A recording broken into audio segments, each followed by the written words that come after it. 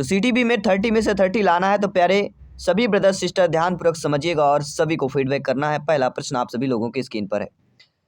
पहला प्रश्न पूछा जा रहा है कि इनमें से कौन जो है जीन पियाजे जी के अनुसार बौद्धिक विकास का निर्धारक तत्व नहीं है। नेगेटिव नकारात्मक प्रश्न ज़्यादातर सीटेट में पूछे जाते हैं। सामाजिक संचरण, अनुभव, संतुलीकरण या इनमें से कोई नहीं। सभी लोग बताइएगा कि इनमें से कौन जो है पियाजे जी के अनुसार बौद्धिक विकास का निर्धारक तत्व नहीं होगा। तो मेरे प्यारे मित्र शिक्षक बंधु, आप सभी लोग जानते समझते हैं, आप सभी लोग ज्ञानी सर्वख्याता लोग हैं। पियाजे जी के अनुसार बौद्धिक विकास के निर्धारक तत्व कौन से होते हैं? इसमें होता है, पहली आती संवेदना, संवेदना के बाद स्मृति आती है, ठीक है। स्मृति के बाद होता है निर्णय, भाषा, तर्क, बुद्धि, कल्पना, ध्यान। लेकिन इसमें जो सामाजिक संचरण, इसमें सामाजिक संचरण जो होता है बौद्धिक विकास के निर्धारक तत्व नहीं माना जाता अकॉर्डिंग टू जीन पियाजे जी। बाकी अनुभव, संतुलीकरण हो गया, संवेदना, अवलोकन हो गया, निर्णय, भाषा, प्रत्यक्षीकरण, ध्यान, कल्पना, तर्क, बुद्धि, अधिगम, ये सामाजिक संचरण के बौद्धिक विकास के निर्धारक सामाजिक संचरण के अलावा सारे ये दोनों हमारे निर्धारक तत्व हो जाएंगे। इसके बाद जो सेकंड प्रश्न लेते हैं। सेकंड प्रश्न है कि ऊषा परिवेश की नई विशेषताओं को अपने चिंतन में सम्मिलित करने विद्यमान स्कीम में संशोधन कर रही है। तो वही क्या कर रही है? व्यवस्थापन, समायोजन, समावेशीकरण या पहचान। यहाँ पे देखिए ऊषा जो है परिवेश की नई विशेषताओं को अपने चिंतन में सम्मिलित कर रहे हैं। कोई भी जब नई परिवेश होता है, वो परिवेश में जाती तो कुछ विशेषताएं उसमें अपने चिंतन करके सम्मिलित करती, जोड़ देती हैं। तो जो विद्यमान स्कीम रहेगी उसमें संशोधन कर रही हैं। मतलब जोड़ना मतलब क्या होगा? प्लस किया जा रहा है। यहाँ पे नई विशेषताओं को अपने चिंतन में सम्मिलित कर रही हैं, मतलब यहाँ पे प्लस किया जा रहा है, जोड़ा जा रहा है। जहाँ पे प्लस किया जा रहा है मतलब स्कीम में संशोधन कर रही हैं। तो जब संशोधन की बात आएगी तो समझ लीजिए कि वह कहीं ना कहीं समायोजन कर रहे हैं। वह क्या कर रही हैं? समायोजन कर रही हैं। क्योंकि पियाजे जी के अनुसार जब कोई बालक प्राप्त नई सूचनाओं को संशोधन करके पूर्व ज्ञान के स्थान पर प्रयोग करने लगता है तो वह प्रक्रिया समायोजन कहलाती है। तो समायोजन अकॉर्डिंग टू क्वेश्चन सही हो जाएगा। बढ़ते हैं साथियों अगले प्रश्न की तरफ। अगला प्रश्न लाजवाब प्रश्न है कि शिक्षा के 3 प्रमुख आधार कौन कौन से होते हैं? शिक्षक, छात्र, पाठ्यक्रम, सिद्धांत, शिक्षण उद्देश्य, शिक्षा, क्रियाविधि, शिक्षक या महत्व, शिक्षक, वस्तुनिष्ठता। आप सभी लोग ज्ञानी सर्वव्याख्याता लोग हैं, भावी अध्यापक अध्यापिका हैं। जयसवाल सर आप सभी का अभिनंदन, स्वागत कर रहे हैं। सभी कमेंट कीजिएगा जिनका सपना अध्यापक अध्यापिका बनना, शिक्षक बनना, टीटी एग्जाम को फतेह करना। शिक्षा के 3 प्रमुख आधार। तो शिक्षा के 3 प्रमुख आधार हमारे कौन से कहलाते हैं? पहला तो होता है शिक्षक, फिर छात्र, फिर पाठ्यक्रम। शिक्षक, छात्र और पाठ्यक्रम। जॉन डीवी के यहाँ पे एक परिभाषा है जॉन डीवी की कि शिक्षा एक त्रिमुखी प्रक्रिया है जिसमें अध्यापक, छात्र के साथ साथ पाठ्यक्रम भी शामिल किया जाता है, क्योंकि पाठ्यक्रम के अभाव में जो शिक्षण कार्य होता है वह पूर्ण नहीं हो सकता है। तो शिक्षक, छात्र और पाठ्यक्रम तीनों इंपॉर्टेंट है। ये शिक्षा के 3 प्रमुख आधार हैं। आधार मतलब नींव समझ लीजिए। इसके बाद बढ़ते हैं अगले प्रश्न की तरफ कि विकास में वृद्धि से तात्पर्य क्या होता है? ज्ञान में वृद्धि, संवेग में, वजन में वृद्धि या आकार, समझ, कौशलों में वृद्धि। ये आपके सीटीटी में आया हुआ प्रश्न, ध्यान रखिएगा। कई बार पूछा गया, रिपीटेड प्रश्न है, फिर से संभावित प्रश्न हो सकता है। विकास में वृद्धि से तात्पर्य क्या होता है? विकास में वृद्धि का तात्पर्य होता है आकार, सोच, समझ, कौशल में वृद्धि होना। D option is the right answer हो जाएगा। किसी भी प्रश्न पर डाउट हो आप लोग बेफिक्र कमेंट कर सकते हैं, फीडबैक कर सकते हैं। अगला प्रश्न आप लोगों की स्क्रीन पर आ चुका है। इनमें से कौन सी पूर्व बाल्यावस्था की विशेषता नहीं होगी? देखिए बाल्यावस्था से प्रश्न आता है, शैशवावस्था, बाल्यावस्था, किशोरावस्था। ये 3 ऐसी अवस्था है जहाँ से 3 प्रश्न, 2 या 3 प्रश्न आपके एग्जाम में पूछा ही जाता है। तो पूर्व बाल्यावस्था, बाल्यावस्था कौन सी कहलाती है? तो बाल्यावस्था 6 से 12 होती है, 6 से 9 होता है पूर्व बाल्यावस्था, 9 से 12 होता है उत्तर बाल्यावस्था। ठीक है, सभी लोग समझ गए होंगे। लेकिन पूर्व बाल्यावस्था मतलब 6 से लेकर 9 वर्ष तक की विशेषता कौन सी नहीं होगी। इसके लिए हमें ये जानना जरूरी कि कौन कौन सी विशेषताएं होंगी। इसमें बच्चा क्या करता है? अनुकरण करने की अवस्था हो जाती है, प्रश्न करने लगता है बच्चा, खेलने की अवस्था होती है। लेकिन दल या समूह रहने की अवस्था यहाँ पे जो कह रहा है, क्योंकि दल और समूह में रहने की जो अवस्था कहलाती है पूर्व बाल्यावस्था की नहीं होती। हालांकि बाल्यावस्था है लेकिन ये पूर्व बाल्यावस्था में नहीं मानी जाती है, उत्तर बाल्यावस्था में आ जाती है।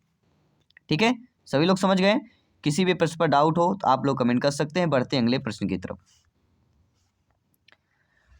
अगला प्रश्न कह रहा है कि अभिप्रेरणा सीखने का राजमार्ग है। यह कथन थॉमसन का है, गुड का है, स्किनर का है या बर्नार्ड का? अगर आपने पढ़ा है, कहीं भी पढ़ा हो तो जरूर कमेंट कीजिएगा, क्योंकि यहाँ पे तैयारी मतलब सिलेक्शन की बारी।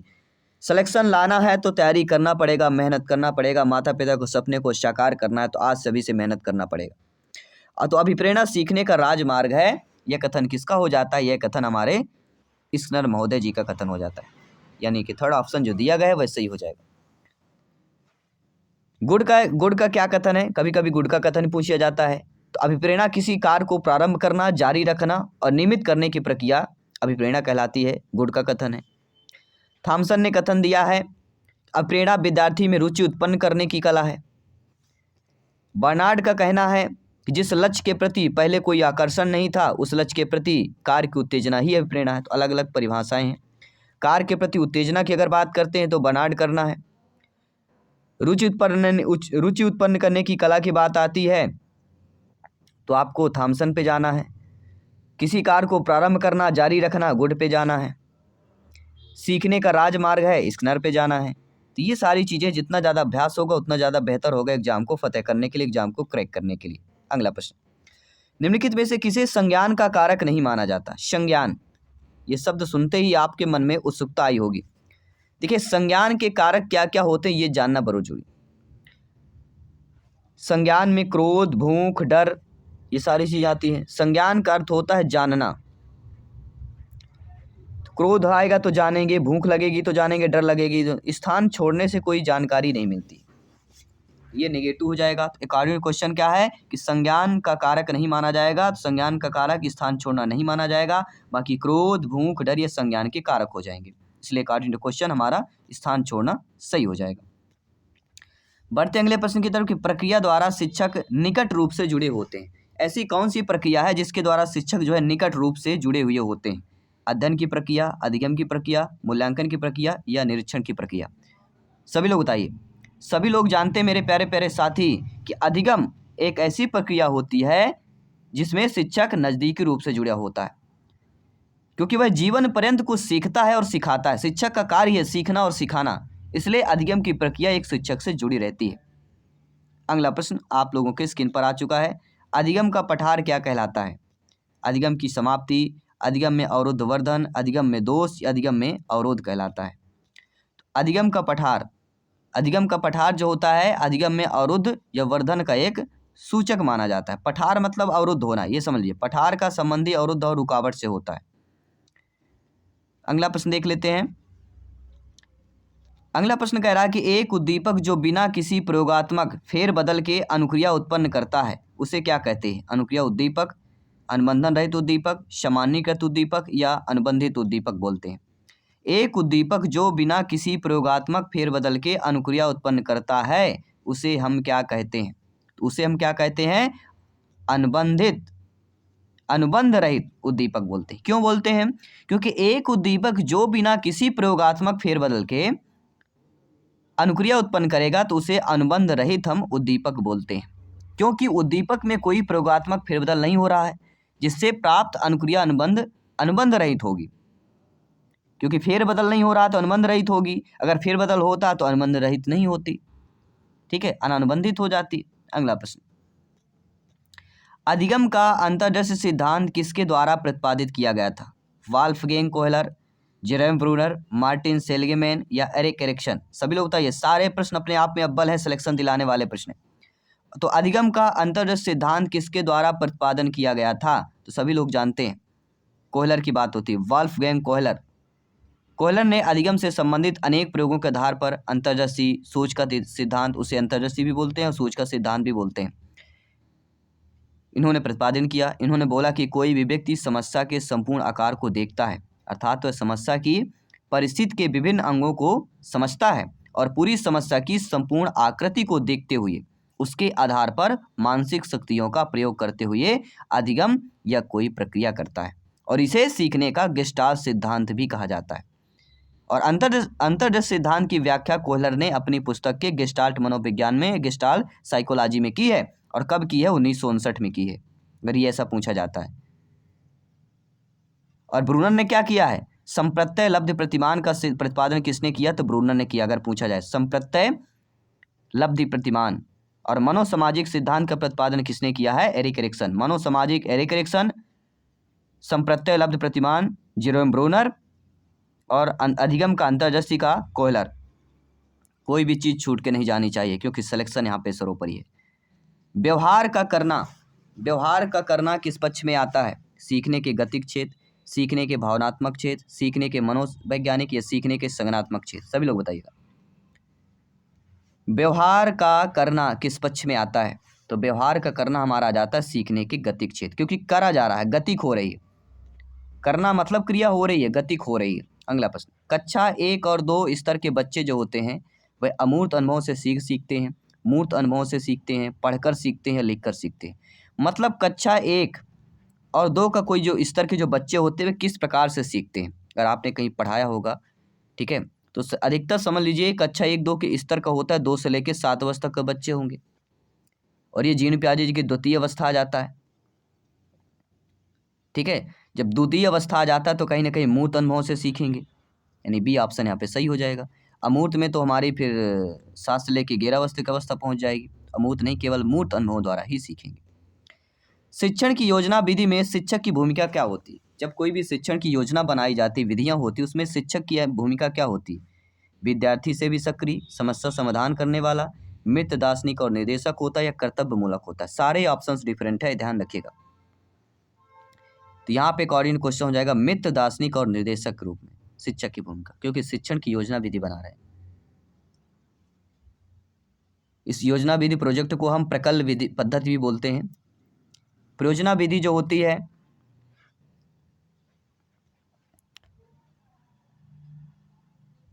और कई बार पूछा गया कि अमेरिका के प्रसिद्ध शिक्षा शास्त्री जॉन डीवी के अनुयायी किलपैट्रिक को इस विधि का प्रतिपादक माना जाता है, परियोजना विधि की। किलपैट्रिक को, किलपैट्रिक कौन है? जॉन डीवी के अनुयायी है। और किलपैट्रिक के अनुसार बोला गया है कि परियोजना एक ऐसी प्रयोजनशील क्रिया है जो तन्मयता के साथ सामाजिक पर्यावरण में क्रियान्वित होती है। इसलिए मित्र दार्शनिक और निर्देशक इज द राइट आंसर हो जाए। बढ़ते हैं साथियों अगले प्रश्न की तरफ चल रहे हैं कि प्राथमिक कक्षा के शिक्षक के लिए निम्नलिखित में से किसका ज्ञान होना सर्वाधिक है?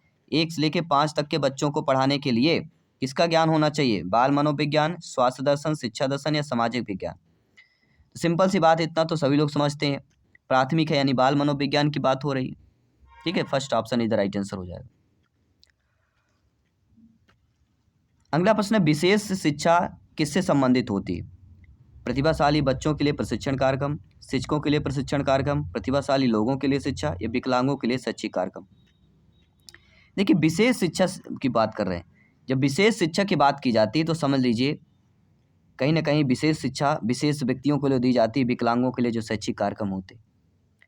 ये शिक्षा शारीरिक, मानसिक अक्षम या विशिष्ट गुण संपन्न बालकों के लिए अपनाई जाती है। और विशेष शिक्षा कार्यक्रम में इन विशिष्ट बालकों की आवश्यकताओं, क्षमताओं, योग्यताओं आदि का ध्यान रखा जाता है, इसलिए शिक्षा कार्यक्रम संचालन किया जाता है। अगला प्रश्न है, हस्तशिल्प की शिक्षा दी जानी चाहिए। जो हस्तशिल्प यानी हाथों से जो कलाएं होती हैं, सीखना, हस्तशिल्प तो उसी को बोलते हैं ना। देखिए, हस्तशिल्प की शिक्षा तो सभी को दी जानी चाहिए, किंतु जो पिछड़े बालक होते हैं, पिछड़े बालकों के लिए विशेष रूप से देना चाहिए, क्योंकि पिछड़े बालक समान तौर पर सामाजिक, आर्थिक, मानसिक रूप से पिछड़े हुए होते हैं। पिछड़े बालक मतलब सामाजिक, आर्थिक, मानसिक रूप से पिछड़े हुए, और इन बालकों को हस्त कौशल के माध्यम से समुन्नत किया जा सकता है, इन्हें बढ़ाया जा सकता है। उनके अंदर ऐसी कला होनी चाहिए कि वो खुद बढ़ सके अपनी कला के माध्यम से। बुद्धि क्या होती है? बहुत ही सिंपल सी भाषा, बुद्धि जो होती है एक स्वाभाविक मानसिक योग्यता है, अंगीकार करने की क्षमता है, सीखने की क्षमता है, तीनों हो जाएंगे अर्थात उपरोक्त सभी बुद्धि, ये सभी कहलाएंगे। और बुद्धि एक ऐसा चैप्टर जहां से एक प्रश्न तो आना कन्फर्म है। बुद्धि का एक एकल घटक या एकल अव्यय सिद्धांत किसने दिया है? बुद्धि का एक घटक का सिद्धांत या एकल अव्यय का सिद्धांत किसने दिया है? अगर आपको याद हो तो हमें कमेंट कर सकते हैं और बता सकते हैं, और बन सकते हैं इस क्लास के अव्वल स्टूडेंट, अव्वल विद्यार्थी, अव्वल टीचर, अव्वल फ्रेंड्स। चलिए सभी लोग कमेंट कीजिए। बुद्धि का एकल घटक एकल अव्यय सिद्धांत की अगर बात होती है, एक ही नाम आता हमारे जवान में, वो है अल्फ्रेड बिने। जी हाँ साथियों, बुद्धि के संदर्भ में एकल घटक या एक अव्यय सिद्धांत का प्रतिपादन प्रसिद्ध मनोवैज्ञानिक अल्फ्रेड बिने ने किया था। जितने भी मनोवैज्ञानिक सिद्धांत, इनको अपने आप में मेमोरी पे सेव कर लेना है। व्यक्तित्व मापन की CAT विधि किसके द्वारा की गई थी? पहली बात, जो CAT विधि है ये है क्या दोस्तों, ये भी जानना जरूरी है। ये लियोपोल्ड बैलक द्वारा दी गई थी। CAT को बाल अंतर्बोध परीक्षण कहा जाता है। क्या कहा जाता है? बाल अंतर्बोध परीक्षण। और किसके द्वारा दी गई थी? लियोपोल्ड बैलक के द्वारा, अर्थात बैलक द्वारा। Second option the right answer. अब बात आती है, कई बार पूछा जाता है स्किनर द्वारा क्या दिया गया। तो स्किनर ने अधिगम का क्रिया प्रसूत अनुबंधन या सक्रिय अनुबंधन का सिद्धांत दिया। क्रिया प्रसूत याद रखिएगा, क्रिया प्रसूत अगर शब्द आता है तो स्किनर के ऑप्शन पे करना है। अगर हालैंड की बात आती है तो हालैंड का है कैरियर विकास का सिद्धांत। कैरियर चुनना है तो हालैंड के ऑप्शन में करिए। मुर्रे का ऑप्शन आता है, मुर्रे का प्रसंगात्मक अंतर्बोध TAT परीक्षण आपने पढ़ा होगा, तो किसका है वो? TAT मुर्रे जी का है। इसके बाद बढ़ते अगले प्रश्न की तरफ। निम्न कक्षाओं में शिक्षण की खेल विधि। अब खेल विधि के बारे में पूछा गया है, तो खेल विधि किस पर आधारित होती है? आवश्यकता पर, अंतर्नोद पर, प्रोत्साहन पर, या इन सभी पर होती है? तो मेरे प्यारे शिक्षक बंधु, आप सभी लोग जानते हैं जिन कक्षाओं के शिक्षण में खेल विधि जो आधारित होती है वह कहीं न कहीं प्राथमिक स्तर के बालकों के लिए शिक्षा प्रदान करने के साथ यह भी आवश्यक होता है कि उनकी शारीरिक वृद्धि और विकास का ध्यान दिया जाए, क्योंकि खेल विधि वृद्धि विकास के मनोवैज्ञानिक सिद्धांत पर आधारित होती है।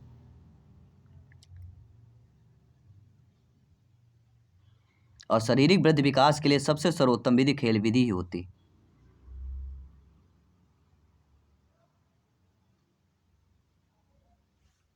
ठीक है, कोई भी डाउट है बिल्कुल कमेंट कर सकते हैं, फीडबैक कर सकते हैं। बढ़ते हैं अगले प्रश्न की तरफ। विकास का वही संबंध परिपक्वता से है जो उद्दीपन का परिवर्तन से है, प्रयास से है, प्रतिक्रिया से, या परिणाम से। विकास का संबंध जो परिपक्वता से है, तो उद्दीपन का संबंध किससे होगा? तो उद्दीपन का संबंध किससे हो जाता है? प्रतिक्रिया से हो जाता है। आपने पढ़ा होगा कि व्यक्ति का विकास क्रमिक रूप से होता है। जैसे जैसे व्यक्ति का विकास होता है वैसे वैसे परिपक्वता भी आ जाती है। ठीक उसी प्रकार उद्दीपन का संबंध प्रतिक्रिया से होगा। आइए साथियों, बढ़ते हैं अगले प्रश्न की तरफ।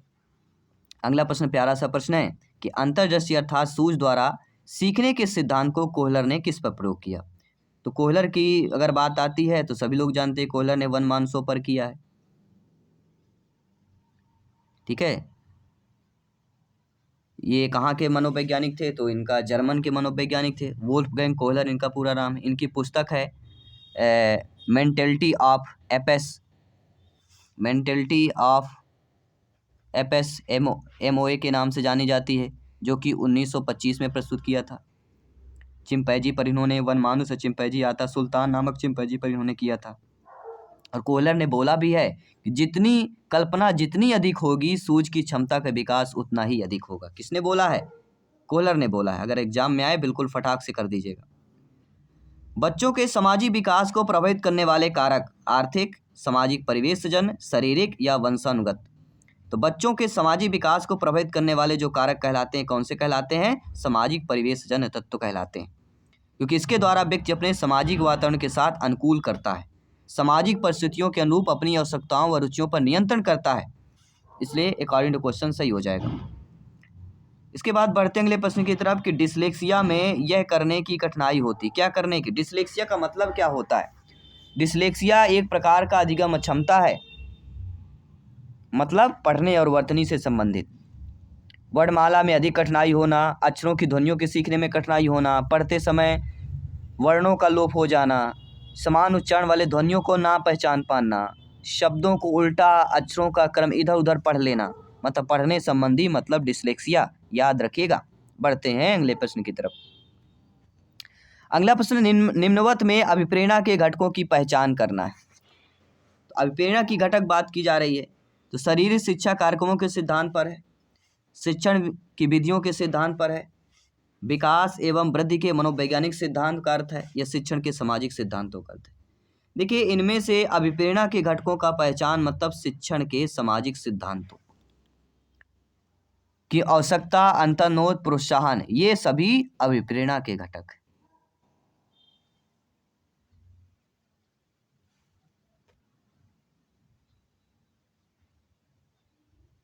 सभी लोग समझ गए?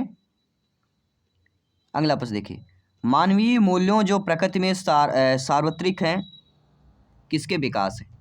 मानवीय जो मूल हैं जो प्रकृति में सार्वत्रिक हैं वो किसके विकास कहलाते हैं? एक राधा कुमुद मुखर्जी ने लिखा है कि मूल समाज द्वारा मान्यता प्राप्त इच्छाएं लक्ष्य हैं जिनका अंतरीकरण सीखने का सामाजिकरण की प्रक्रिया के माध्यम से होता है। तो अंगीकरण इज द राइट आंसर हो जाएगा। बढ़ते हैं अगले प्रश्न की तरफ कि पूरे आवृत्ति वितरण के प्रतिनिधित्व करने वाले मान को क्या कहते हैं? पूरे आवृत्ति वितरण को जो प्रतिनिधित्व करने वाले मान होते हैं उनको हम केंद्रवर्ती प्रमाप का मान बोलते हैं, जिसमें माध्य माध्यिका बहुलक ये तीनों आ जाते हैं। माध्य माध्यिका बहुलक ये ध्यान रखिए। मान लीजिए ये शब्द अगर माध्य माध्यिका बहुलक दे दिया जाए तो आपसे बनना भी चाहिए, ये आपको ध्यान रखना अच्छे तरीके से।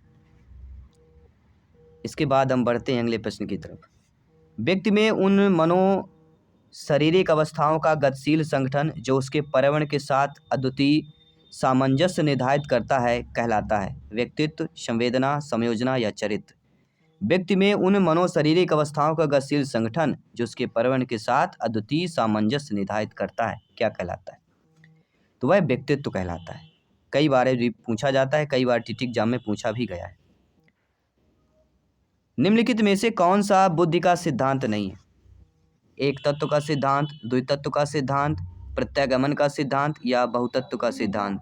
सभी लोग बताइएगा। इनमें से कौन सा बुद्धि का सिद्धांत नहीं है? देखिए हमने पढ़ा है और जाना है, समझा है कि बुद्धि के एक तत्व का सिद्धांत आपने पढ़ा होगा। तो बुद्धि का एक तत्व का सिद्धांत की अगर बात आती है तो किसने दिया है? तो बुद्धि के एक तत्व का सिद्धांत हमारे विनय ने दिया है। ठीक है, अब हम बात करते हैं दो तत्व के सिद्धांत की। दो तत्व के सिद्धांत की अगर बात करते हैं, दो तत्व में कौन से दिए हैं? तो टर्मन और स्टर्न की बात आ जाती है। प्रथम स्थान में कौन कौन सा आता है? एक तत्व में आपका आता है विनय, टर्मन और स्टर्न आ जाता है। दूसरे की अगर मैं बात करता हूँ, दूसरे तत्व में आप क्या जाते हैं? स्पीयरमैन। क्या जाता है? स्पीयरमैन आ जाता है। कई बार ये भी पूछा गया है। अगर प्रत्यागमन सिद्धांत की बात करता हूँ तो आनुवांशिकता से संबंधित हो जाता है। और बहुतत्व के सिद्धांत की अगर बात करता हूँ तो आप लोग बताइए। अब आपको कमेंट करके बताना है कि बहुतत्व का सिद्धांत किसने दिया, लेकिन बुद्धि का सिद्धांत प्रत्यागमन का सिद्धांत नहीं कहलाता, ये समझ लीजिए। एक तत्व, द्वितत्व, बहुतत्व ये हमारे बुद्धि के तीन सिद्धांत है। प्रत्यागमन का सिद्धांत इनमें से नहीं कहलाता है।